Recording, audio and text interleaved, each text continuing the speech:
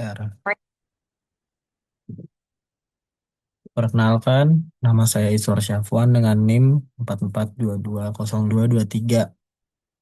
Saya akan mempresentasikan Dispro, program televisi non-drama talk show, tema obrolan muda-mudi masa kini. Untuk judul acaranya, obrolan muda-mudi masa kini, judul ini dipilih untuk mempresentasikan kebebasan berekspresi dan fleksibilitas berpikir dalam menyikapi isu-isu sehari-hari, khususnya yang berkaitan dengan kehidupan anak muda. Frasa obrolan muda di masa kini terdengar nyeleneh dan formal, namun justru itulah daya tariknya. Sebuah ruang diskusi yang tidak terjebak dalam struktur kaku, di mana narasumber dan audiens bebas berekspresi, beropini, dan bahkan berdebat dengan gaya masing-masing. Judul ini juga mengundang rasa penasaran karena tidak langsung mengarah ke tema tertentu, sesuai dengan konsep talk show yang bebas, spontan, namun tetap relevan. Untuk latar belakangnya, generasi muda saat ini menghadapi berbagai tekanan sosial yang unik, mulai dari tuntutan prestasi akademis, ekspektasi karir yang tinggi, hingga tekanan dari media sosial untuk selalu bahagia dan selalu produktif. Di tengah semua itu, kebutuhan akan ruang diskusi yang ringan tapi bermakna menjadi sangat penting. Talk show obrolan muda-mudi masa kini hadir untuk menjawab kebutuhan tersebut. Sebuah cara bincang-bincang dengan pendekatan kasual namun tetap tajam secara isi. Konsepnya terinspirasi dari gaya talk show. Ini talk show yang menggabungkan unsur komedi, absurd, dan realita dalam satu frame. Topik-topik berat seperti quarter life crisis, toxic positivity, overthinking, bahkan kepuasan eksistensial dibahas dengan gaya yang cair, penuh tawa, dan menggurui. Talk show ini mengundang narasumber dan berbagai latar belakang untuk berbagi pengalaman dan perspektif secara jujur dan terbuka. Tujuan kegiatan. Secara umum, tujuan diadakannya talkshow ini adalah untuk menyediakan platform diskusi yang bebas namun tetap bernilai edukatif bagi mahasiswa. Membahas isu-isu yang sering dianggap sepele, padahal berdampak besar terhadap mentalitas dan keseharian generasi muda. Menghadirkan suasana hiburan yang tidak hanya membuat audiens tertawa, tapi juga mengajak mereka berpikir ulang tentang kehidupan. Mengembangkan keterampilan komunikasi dan organisasi mahasiswa dalam menyelenggarakan event kreatif, mendorong audiens untuk lebih menerima ketidaksempurnaan hidup dengan cara yang sehat dan terbuka. Poin keempat, tema besar. Kenapa hidup harus tetap semangat? Tema ini menggambarkan semangat utama talk show yang membongkar kebiasaan masyarakat khususnya anak muda yang terlalu keras pada diri sendiri. Banyak dari kita merasa gagal hanya karena tidak sesuai dengan timeline hidup versi orang lain. Lewat tema ini, acara akan membahas bahwa hidup nggak harus selalu serius. Kadang justru dari ketidakaturan dan kebebasan lahir banyak pelajaran dan cerita berharga. Tema ini juga membuka peluang eksplorasi topik seperti quarter life crisis, toxic productivity, insecurity versus self acceptance, mental breakdown, dan coping mekanisme. Poin kelima, target audience. Target utama dari program ini adalah mahasiswa usia 18-25 tahun yang sedang berada dalam fase pencarian jati diri. Fase ini penuh dengan gejolak emosional, ketidakpastian, dan tekanan dari lingkungan sekitar. Mereka butuh ruang untuk berbicara, tertawa, dan merasa tidak sendirian. Talkshow ini dirancang untuk menjangkau audiens dengan profil berikut. Mahasiswa aktif dari berbagai jurusan, aktif di media sosial, dan familiar dengan budaya pop, tertarik dengan isu sosial dan mental health, memiliki minat pada diskusi yang santai namun tetap insightful. Poin keenam, konsep acara. Talk show obrolan muda-mudi masa kini akan dikemas dengan nuansa kasual, interaktif, dengan studio yang disulap menjadi seperti ruang tamu atau tempat nongkrong. Host akan membuka pembicaraan secara ringan, penuh candaan, tapi tetap menggiring arah diskusi ke poin-poin bermakna. Tidak ada skrip kaku, semua berlangsung natural dan jujur. Visual acara akan dibuat seunik mungkin dengan perabotan jadul, minuman ringan, papan tulisan nyeleneh, dan elemen visual yang estetik random. Narasumber akan diajak untuk membuka sisi lain dari diri mereka. Sisi yang jarang ditampilkan di publik. Diskusi akan pecah dengan segmen seperti baca curhatan absurd dari audiens, bermain game, logika nggak penting, tanya jawab nyeleneh dari penonton. Intinya obrolan yang kelihatan garing tapi justru relevan banget dengan realita. Untuk Poin ketujuh, rundown kegiatan durasi sekitar kurang lebih 120 menit.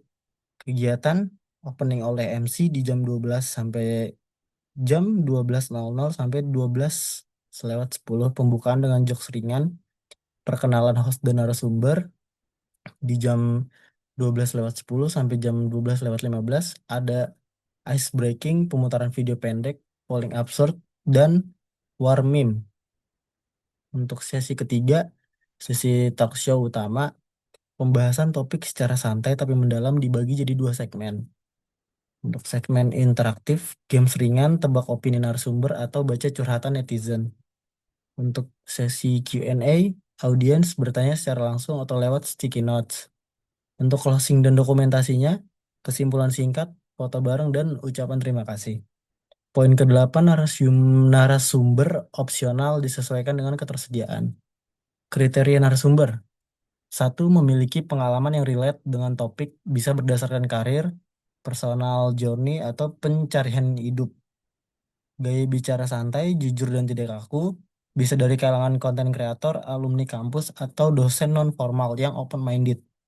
Contoh usulan, alumni yang sekarang kerja di industri kreatif, tapi dulu merasa lost. Dosen muda yang punya pendekatan psikologis dalam mengajar. Influencer lokal yang membahas isu mental health atau self-acceptance. Poin ke-9, konsep visual dan branding. Tampilan visual akan dibuat dengan kesan nyantai tapi niat. Konsep studio dibuat seperti ruang tamu anak kos, ada sofa jadul, standing lamp, rak buku random, dan poster-poster konyol tapi relate. Warna dominan adalah biru tua, putih, dan merah sebagai aksen menggambarkan keseimbangan antara ketenangan, netralitas, dan energi. Properti tambahan seperti bantal random, cangkir, dan quotes nyeleneh atau papan tulis isi curhat lo di sini bisa jadi elemen yang memperkuat suasana. Untuk poin ke-10, ada estimasi atau anggaran, budgeting skala kampus. Kebutuhan, sewa peralatan, kamera lighting, dan mic sekitar 1.500.000. Konsumsi panitia, host, dan narasumber kurang lebih 10 orang ada 500.000. Dekorasi dan properti sofa, karpet, poster, minuman ada 600.000. Transportasi narasumber ada di 250.000. Dokumentasi, foto, dan video ada 500.000. Cetak materi dan keperluan administrasi seperti poster, rundown, dan name tag ada di 150.000. Jadi total estimasi sekitar 3.500.000. Dengan catatan, budget ini fleksibel dan bisa dipangkas jika menggunakan peralatan milik kampus atau memanfaatkan volunteer. Untuk poin ke-11, segmentasi dan target pemasang iklan. Segmentasi audiens agar program ini menarik minat pemasang iklan. Penting untuk memetakan siapa saja audiens utama yang akan terpapar oleh tayangan ini. Kategori segmentasi usia 18 sampai 25 tahun, jenis kelamin laki-laki dan perempuan, dengan kecenderungan minat ke topik mental health, karir, dan self-growth. Pendidikan, mahasiswa aktif dari berbagai jurusan. Untuk lokasi, ada di kota-kota besar Indonesia, terutama yang punya konsentrasi kampus dan anak muda. Jakarta, Bandung, Jogja, Surabaya, dan lain-lain. Minat dan gaya hidup, aktif di media sosial, konsumtif terhadap produk digital, e-wallet, makanan cepat saji, fashion, dan terbuka terhadap isu sosial. Untuk poin ke-12, target pemasang iklan. Berikut beberapa perusahaan yang cocok dijadikan sponsor atau pemasang iklan lengkap dengan alasan. Satu, Kopi Janji Jiwa. Alasan, Kopi Janji Jiwa sudah sangat familiar di kalangan mahasiswa dan anak muda urban dengan format talk show santai dan penuh obrolan. Produk minuman seperti Kopi Janji Jiwa bisa hadir secara natural, misalnya dengan brand placement di meja host atau menjadi official beverage selama acara. Karena setiap obrolan butuh teman minum. Untuk yang kedua, ada Shopee atau e-commerce. Alasan, e-commerce seperti Shopee sering mendukung konten kreatif anak muda karena tingginya exposure digital dan potensi viral. Segmentasi audiens talkshow ini sangat sejalan dengan pengguna aktif mereka. Penempatan iklan bisa dalam bentuk voucher diskon yang dibagikan live atau muncul sebagai support buy. Untuk ketiga, ada Ruang Guru. Alasan, sebagai platform pendidikan online, mereka sangat cocok mensponsori acara yang menargetkan mahasiswa. Mereka bisa masuk sebagai sponsor edukatif yang memperkuat branding bahwa belajar juga bisa santai dan relate. Untuk yang keempat ada Netflix. Alasan platform streaming seperti Netflix sangat lekat dengan gaya hidup santai anak muda. Iklan mereka bisa disisipkan dalam segmen obrolan tentang apa yang lo tonton pas lagi overthinking dan itu relate banget. Untuk yang kelima ada Indomaret atau Alfamidi. Alasan retail modern seperti ini bisa menjadi sponsor logistik dan sering mendukung acara kampus bisa dihadirkan sebagai sponsor snack atau semacam Indomaret Corner di set talk show. Bentuk kerjasama yang ditawarkan. Ada brand placement, logo di backdrop atau di produk meja host, mention dalam acara, segmen khusus, media promosi silang. Nilai tambah untuk sponsor. Dengan konsep talk show yang menghibur dan dekat dengan realita mahasiswa, sponsor bisa membangun brand awareness yang lebih organik dan kredibel. Engagement emosional audience dengan acara ini akan membuat mereka lebih menerima keberadaan brand di dalamnya. Bukan sebagai iklan kaku, tapi sebagai bagian dari obrolan itu sendiri. Untuk poin 13 penutup, talk show obrolan muda-mudi masa kini bukan hanya sekadar hiburan atau pelengkap tugas kuliah, melainkan sebuah bentuk eksperimen sosial yang dikemas dengan gaya pop, culture, melalui pendekatan yang santai, kreatif, dan jujur. Acara ini diharapkan dapat menyentuh sisi manusiawi para peserta bahwa kita semua sama, lagi cari jalan. Dengan menyentuh hati dan mengajak tertawa bareng, program ini bukan hanya relevan secara tema, tapi juga menyenangkan untuk dijalankan. Sekian presentasi saya hari ini. Semoga bisa jelas semuanya.